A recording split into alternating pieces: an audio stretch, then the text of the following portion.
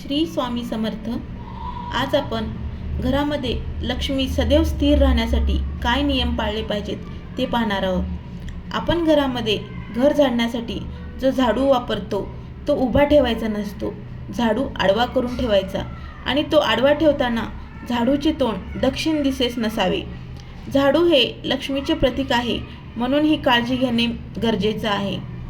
घरात जर मीठ सांडले तर ते मीठ कोणाच्याही पायाखाली येऊ नये किंवा येऊ देऊ नये. ते स्वच्छ भरून घ्यावे, पाण्यात टाकून द्यावे, कारण मीठ समुद्रात असते. लक्ष्मी माता ही समुद्रकन्या आहे. लक्ष्मी मातेचा आणि मिठाचा खूप जवळचा संबंध आहे.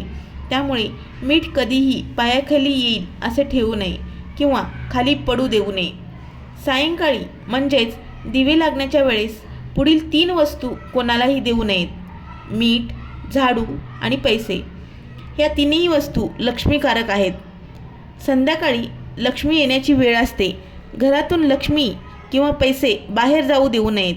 त्याचप्रमाणे दही, ताक, लोणी, दूध या सर्व वस्तू गायीपासून प्राप्त होतात. गाय ही लक्ष्मी आहे, म्हणून या देखील वस्तू कोणालाही सायंकाळी देऊ नयेत. सूर्य मावळल्यानंतर घरातील कचरा, भाजीपाला व इतर वस्तू उकिरड्यावर किंवा कचरापेटीत टाकू नये. बंद घड्याळ घरात लावू नये, कारण त्याने आपली प्रगती थांबते. रोज सकाळी फरशी साफ करताना पाण्यात थोडे मीठ, हळद आणि गोमूत्र टाकावे. हे पाणी तयार करून मग फरशी साफ करावी. असं केल्याने घरातील निगेटिव्हिटी दूर होते. घराचा मुख्य दरवाजाचा उंबरा आणि दरवाजाचा रोज सकाळी स्वच्छ करून पुसून घ्यावा आणि त्याची पूजा करावी. असं केल्याने लक्ष्मी माता प्रसन्न होते. आपल्या घरातील देवघर नेहमी घराच्या ईशान्य कोपऱ्यात असावे. घरामध्ये तुटलेल्या वस्तू किंवा फाटलेले कपडे ठेवू नयेत. ते कपडे जाळून टाकावे. असं केल्याने घरातील निगेटिव्हिटी दूर होण्यास मदत होते. प्रत्येक अमावस्येला माता लक्ष्मीला तांदळाची खीर नैवेद्य म्हणून दाखवावी. असं केल्याने माता लक्ष्मी प्रसन्न होते.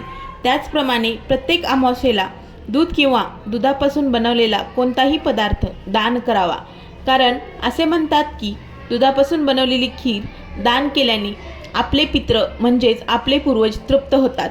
त्यामुळे आपल्याला लक्ष्मी प्राप्तीसाठी जे अडथळे येतात त्याचे मार्ग मोकळे होतात. महादेवाच्या पिंडीवर उसाच्या रसाने अभिषेक करावा. असे केल्याने या घरात लक्ष्मी माता स्थिर राहते आणि आपल्यावर प्रसन्न होते. आपण आपल्या हातची, आपल्या पायाची नखे नेहमीच मंगळवारीच काढावीत.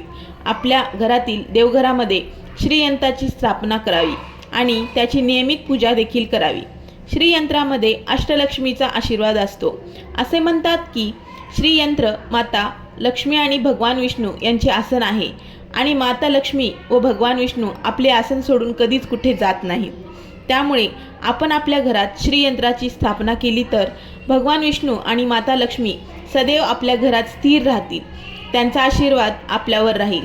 आपल्या देवघरात आणि पूजेत माता लक्ष्मीचा आसनस्थ असलेला फोटो असावा. आपल्या घरातील स्त्रीरूपी लक्ष्मीचा आदर करावा. मग ती आपली आई, आपली बहीण, आपली बायको, आपली मुलगी कोणीही असू शकते. घरातील स्त्री जर आनंदी असेल तर आपल्या घरात सकारात्मकता राहते.